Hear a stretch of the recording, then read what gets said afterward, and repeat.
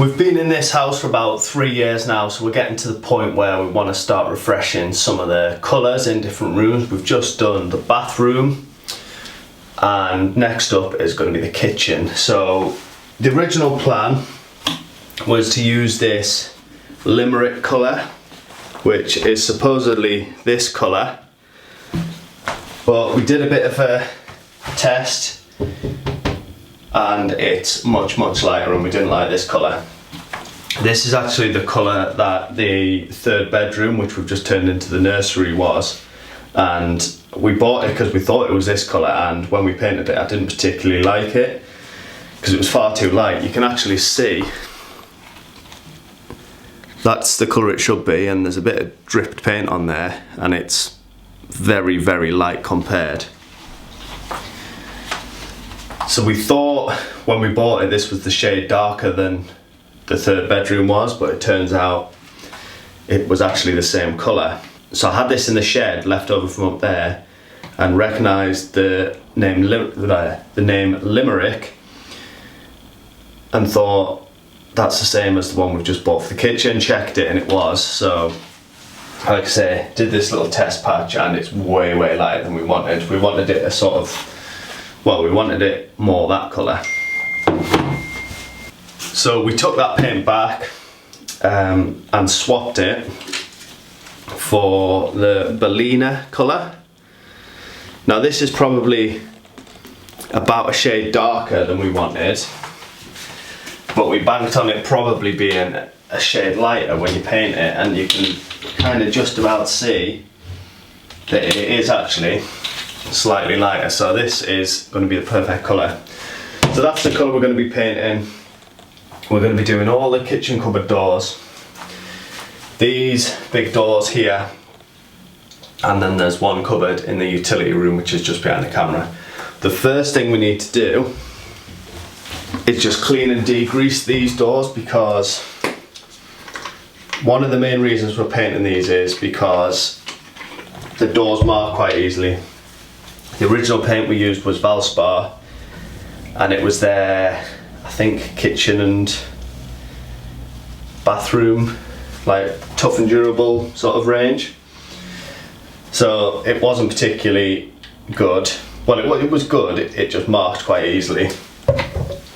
So when you caught it with your nail or something, it would mark. So we tried putting some like furniture wax on, but you can probably see from this door it sort of went a bit patchy, so I need to obviously just wipe this down and basically remove all of the residual wax off of that, or the paint's not going to adhere properly to these doors. I didn't end up using it on the cupboard doors because after applying it to this I wasn't massively sold on it, so I didn't bother applying it to the rest. So I'll remove it off this door, off these 3 doors, and then we should be good to paint. We're just using, this is just normal, like, well, it's walls and ceilings, Good Home emulsion paint. That's just B&Q's own make. The reason we've gone for an emulsion paint again is because we're actually going to varnish over the top with a matte varnish, and that'll give a layer of protection and make these much more wipeable than just using emulsion paint. You can obviously get furniture paint and stuff which is also supposedly more wipeable, but I find that varnish is just better. You can actually see that this waxy stuff is coming off a bit, which is obviously good, so hopefully this will cover completely fine and there'll be no issues. So I'll get this all wiped down, and then we're going to be using a mixture of brush and roller. I'll roll these, but obviously you need to brush in these grooves, and then a mixture of roller and brush on these doors. This is actually I think this was like a fence brush, but it's one of the nicest finished brush I've got. It's really thick. It's a 60mm brush, so I actually quite like using that for stuff like this. So I get these all wiped down and then we'll just get cracking with the painting.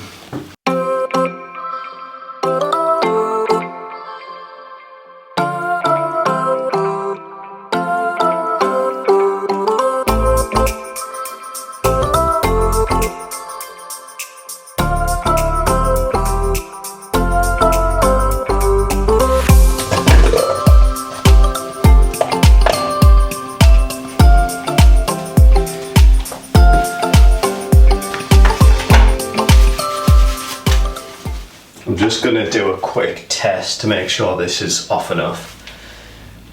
It doesn't need any further wiping or sanding or anything.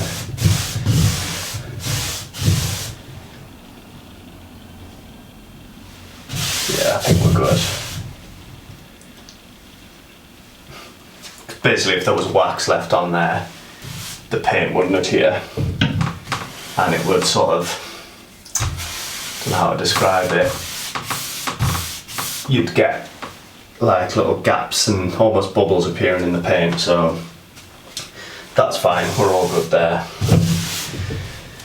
So I'm gonna just paint these 3 doors first, get them done, and then I'll wipe the rest of these down, because these have potentially got bits of like food or grease from the hob, that sort of stuff, so that obviously needs wiped down, because again, any grease is just going to stop the paint sticking.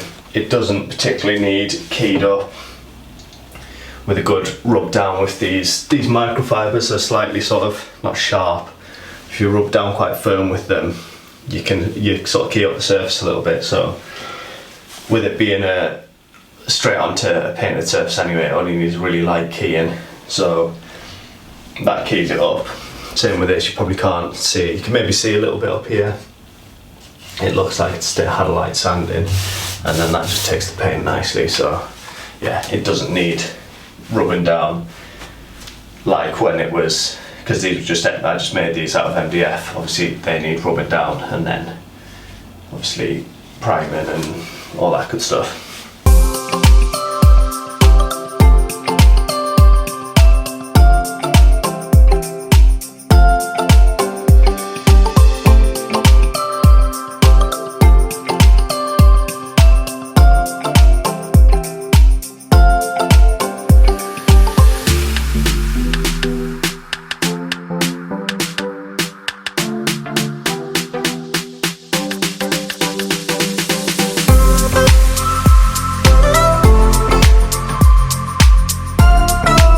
So first coat done on these doors, so now I'm just going to wipe these doors down and then get the first coat on these, and then hopefully before too long this will be dry enough to get the second coat on here, and then we'll see if it needs a third. Hopefully not, but because it's so dark underneath we might need a third coat, not the end of the world.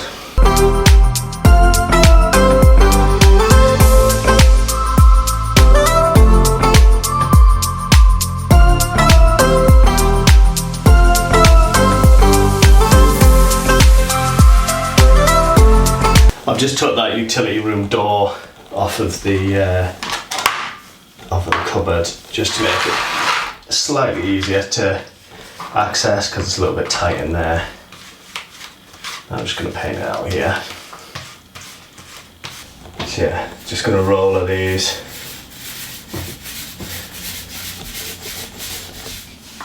And like I said, just brush in.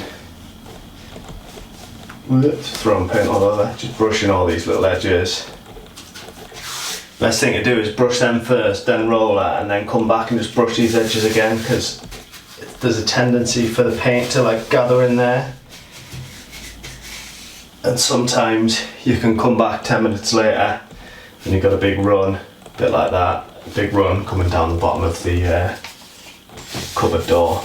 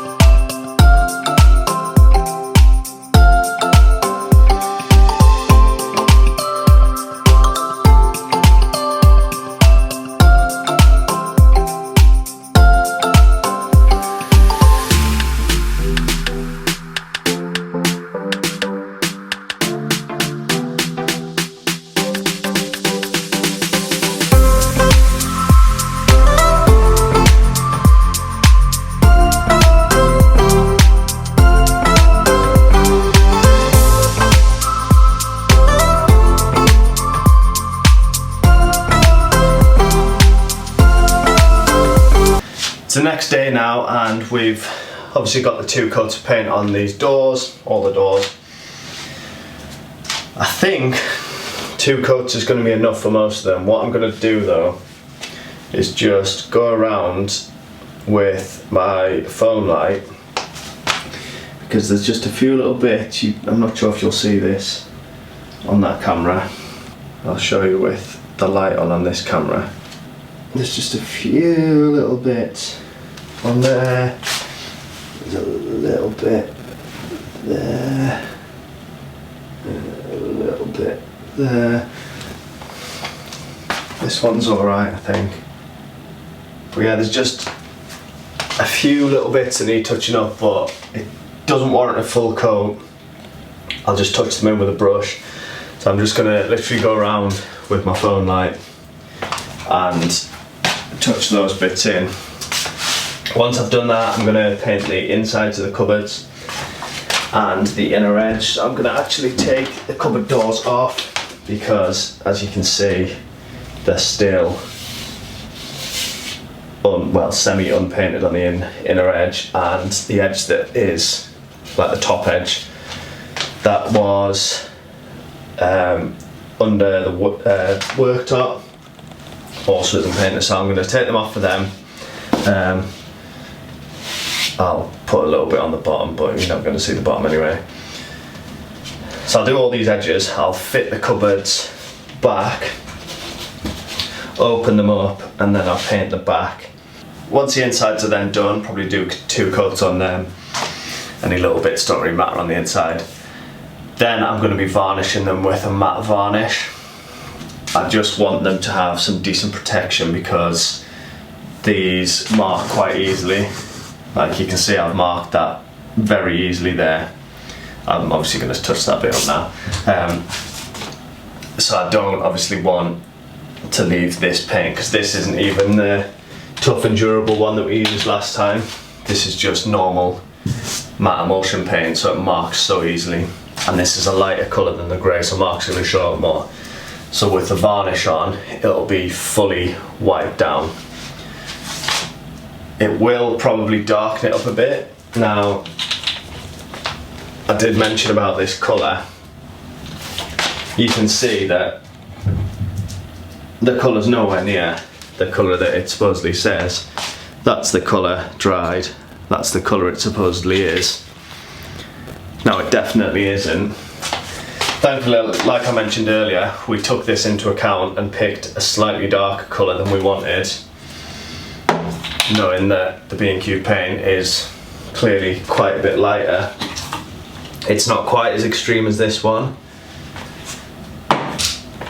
but thankfully we like the colour, so that's all good. It probably will darken up slightly when we do the varnish, because I've done varnish on the nursery upstairs on the black wall, and it turned basically the black from like a really dark charcoal grey into like a full black, so it will darken this up slightly. I'm not sure how much, but I guess we'll just find that out when we do the varnishing.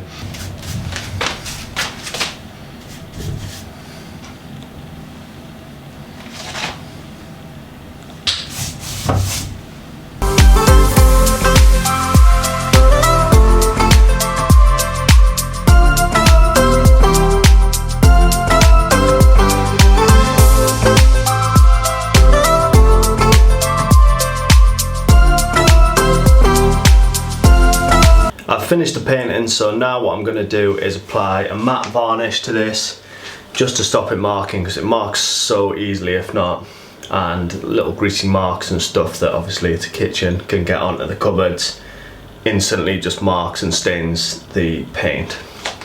So with the varnish on, it should be fully wipeable and obviously stop any staining.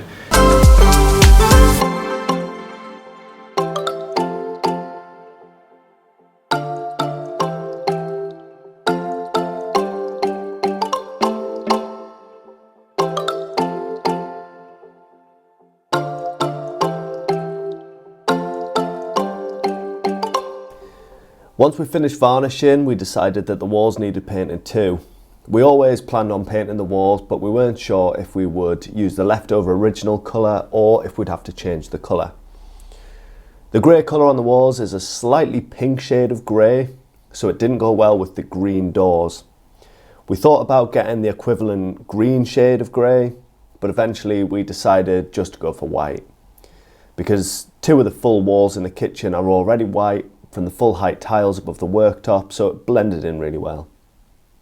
I thought about adding another colour for the walls, possibly a lighter shade of green, but I decided I wanted the green to stand out and be the main feature of the kitchen, so went boring and stuck with the white.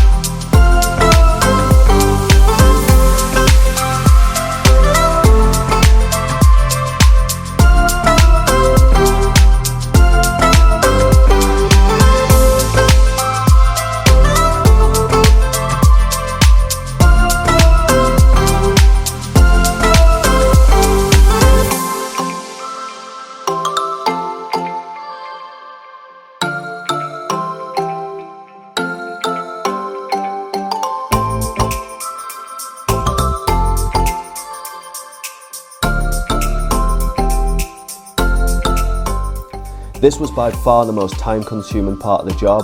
It took about 3 or 4 coats to cover the colour below, which wasn't even particularly dark. Eventually though, it was fully covered and the kitchen spruce up was complete.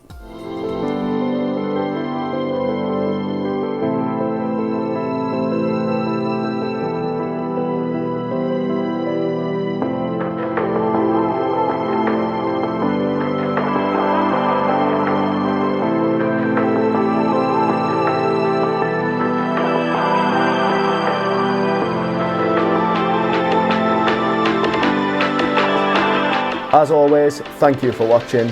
If you've enjoyed the video, please subscribe to the channel and I'll see you in the next one.